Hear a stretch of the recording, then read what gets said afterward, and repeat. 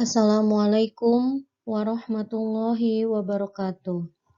Yang terhormat Bapak Insinyur Zulkarnain, yang saya banggakan teman-teman satu perjuangan peserta latihan dasar CPNS tahun 2022. Izin memperkenalkan diri, nama saya Fani Febriani SST, saya peserta latihan dasar CPNS tahun 2022, Angkatan 62, Kelompok 4. Di sini saya akan learning journal di agenda 2 dengan teori nilai dasar ASN melalui pembelajaran sinkronus maupun asinkronus. Sebelum saya memulai ke materi, di sini ada tujuan pelatihan dasar CPNS yang sedang saya ikutin dan teman-teman saya ikuti, yaitu tujuannya untuk mengembangkan kompetensi CPNS secara terintegrasi. Maksud dari terintegrasi yaitu dilaksanakannya melalui pembelajaran klasikal dan non-klasikal, sehingga membentuk karakter PNS secara profesional. Untuk mengukur keberhasilan pembelajaran di agenda 2 ini, yaitu CPNS mampu mengaktualisasikan nilai-nilai dasar ASN yang berakhlak di tempat kerja dan dimanapun berada. Terdapat fungsi, tugas, dan peran ASN. Yang pertama yaitu sebagai pelaksana kebijakan publik, yang kedua yaitu sebagai pelayan publik, dan yang ketiga yaitu sebagai perekat dan pemersatu bangsa. Nilai ASN yang kita kenal sekarang yaitu berakhlak. Saya akan memaparkan masing-masing arti dari kata berakhlak. Yang pertama yaitu berorientasi pelayanan. Definisi dari berorientasi pelayanan yaitu komitmen memberikan pelayanan prima demi kepuasan masyarakat. Ada kode etik yang harus kita penuhi, yaitu dalam berorientasi pelayanan. Yang pertama, memahami dan memenuhi kebutuhan masyarakat. Yang kedua, memberikan pelayanan secara ramah, cekatan, solutif, dan dapat diandalkan. Kode etik yang ketiga yaitu melakukan perbaikan tiada henti. Berorientasi pelayanan di sini dapat kita aplikasikan dengan memberikan pelayanan yang terbaik kepada masyarakat atau kepada pasien dengan memahami dan memenuhi kebutuhan mereka. Selain itu, kita juga harus memberikan pelayanan secara ramah dengan menggunakan 5S, sopan, salam, senyum, santun, dan sapa. Kita memberikan pelayanan dengan cekatan, dengan solutif tersebut yaitu memberikan solusi tentang masalah apa yang sedang mereka hadapi dan dapat diandalkan. Kemudian dapat melakukan perbaikan tiada henti. Nilai yang kedua yaitu A, akuntabel. Definisi dari akuntabel di sini yaitu bertanggung jawab atas kepercayaan yang diberikan. Kode etik yang harus dimiliki untuk nilai akuntabel yaitu yang pertama, melaksanakan tugas dengan jujur, bertanggung jawab, cermat, disiplin, dan berintegrasi tinggi. Yang kedua yaitu menggunakan kekayaan dan barang milik negara secara bertanggung jawab, efektif, dan efisien. Kode etik yang ketiga yaitu tidak menyalahgunakan kewenangan jabatan. Nilai yang ketiga yaitu K, kompeten. Definisi dari kompeten di sini yaitu terus belajar dan mengembangkan kapabilitas. Kode etik yang harus dimiliki untuk nilai kompeten yaitu meningkatkan kompetensi diri untuk menjawab tantangan yang selalu berubah. Yang kedua yaitu membantu orang lain belajar. Yang ketiga melaksanakan tugas dengan kualitas terbaik. Untuk nilai kompeten di sini yaitu kita dapat mengikuti pelatihan, seminar, atau kegiatan-kegiatan yang memang dapat meningkatkan dan menambah ilmu wawasan untuk kita pribadi yang bisa kita berikan juga untuk rekan kerja, kemudian dapat kita aplikasikan ketika kita menemukan masalah dalam menjalani pekerjaan kita. Selain itu, kompeten di sini yaitu kita harus mau membantu orang lain belajar. ketika kita mempunyai ilmu terbaru, jangan sampai ilmu tersebut hanya kita pakai untuk diri kita sendiri.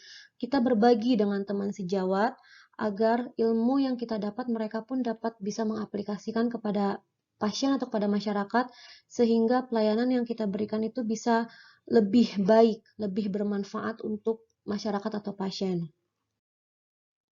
Nilai yang ketiga yaitu harmonis. Definisi dari harmonis yaitu saling peduli dan menghargai perbedaan. Kode etik di sini yaitu yang pertama, menghargai setiap orang, apapun latar belakangnya, dengan cara kita memberikan pelayanan tanpa melihat dari latar belakang, tanpa melihat dari agama, dari ras, dari suku, dari budaya. Apapun latar belakang mereka, kita wajib untuk memberikan pelayanan secara baik, secara prima, secara profesional, secara optimal. Kode etik yang kedua yaitu suka menolong orang lain. Yang ketiga yaitu membangun lingkungan kerja yang kondusif. Selain kita harus menjalin pelayanan kepada pasien dengan baik, kita pun harus menjaga membangun lingkungan kerja kita secara kondusif. Kita harus bisa bekerja sama dengan rekan sejawat kita tanpa adanya konflik. Kita pun harus bisa menerima masukan dari teman kita dan masukan tersebut dapat kita jadikan untuk membangun diri kita menjadi lebih baik kembali. Nilai yang selanjutnya yaitu loyal. Definisi dari kata loyal di sini yaitu berdedikasi dan mengutamakan kepentingan bangsa dan negara. Kode etik dari nilai loyal di sini yaitu yang pertama, memegang teguh ideologi Pancasila, Undang-Undang Dasar 1945, setia pada NKRI, Negara Kesatuan Republik Indonesia, serta pemerintahan yang sah. Kode etik yang kedua yaitu menjaga nama baik sesama ASN, pimpinan, instansi, dan negara. Kode etik yang ketiga yaitu menjaga rahasia jabatan dan negara. Nilai selanjutnya yaitu adaptif. Definisi dari adaptif yaitu terus berinovasi dan antusias dalam menggerakkan ataupun menghadapi perubahan. Kode etik di sini yaitu yang pertama, cepat menyesuaikan diri menghadapi perubahan.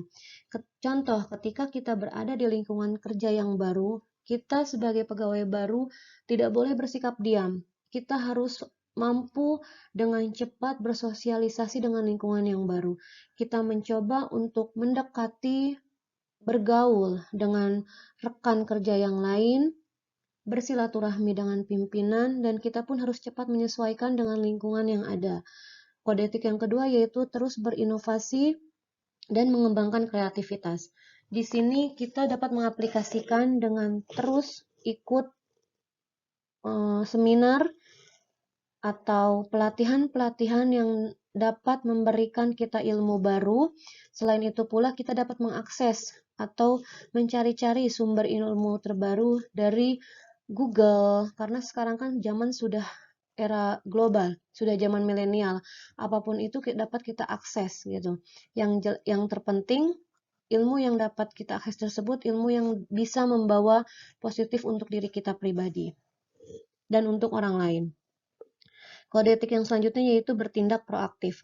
Bertindak proaktif di sini maksudnya kita sebagai pelayan masyarakat harus proaktif dalam segala kegiatan.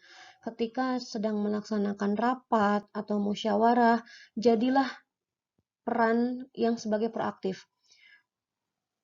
Seringlah memberikan pendapat, masukan untuk tujuan agar kegiatan tersebut berjalan, dan kita pun harus bisa menerima kritik dan saran atau masukan yang membangun dari orang lain untuk diri kita sendiri.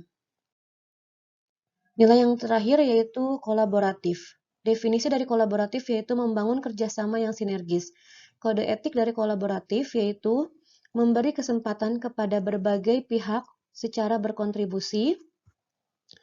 Kode etik yang kedua yaitu terbuka dalam bekerja sama untuk menghasilkan nilai tambah. Dan kode etik yang ketiga yaitu menggerakkan pemanfaatan berbagai sumber daya untuk tujuan bersama. Maksudnya di sini dalam nilai perilaku bisa kita aplikasikan untuk nilai kolaboratif dapat kita aplikasikan yaitu contoh saya sebagai pelayan masyarakat di bidang kesehatan, ketika saya menemukan pasien ibu hamil yang beresiko tinggi dengan resiko tinggi ukuran lingkar lengannya kurang, saya dapat langsung berkolaborasi dengan bagian ahli gizi untuk memperbaiki bagaimana selama hamil ibu tersebut dapat memenuhi asupan gizinya, dan saya pun berkolaborasi dengan dokter umum untuk memberikan terapi selanjutnya agar nanti ketika persalinan terhindar dari segala macam resikonya. Mungkin cukup sekian learning journal dari saya, kurang lebihnya saya mohon maaf. Saya akhiri, wabillahi taufiq wal hidayah, wassalamualaikum warahmatullahi wabarakatuh.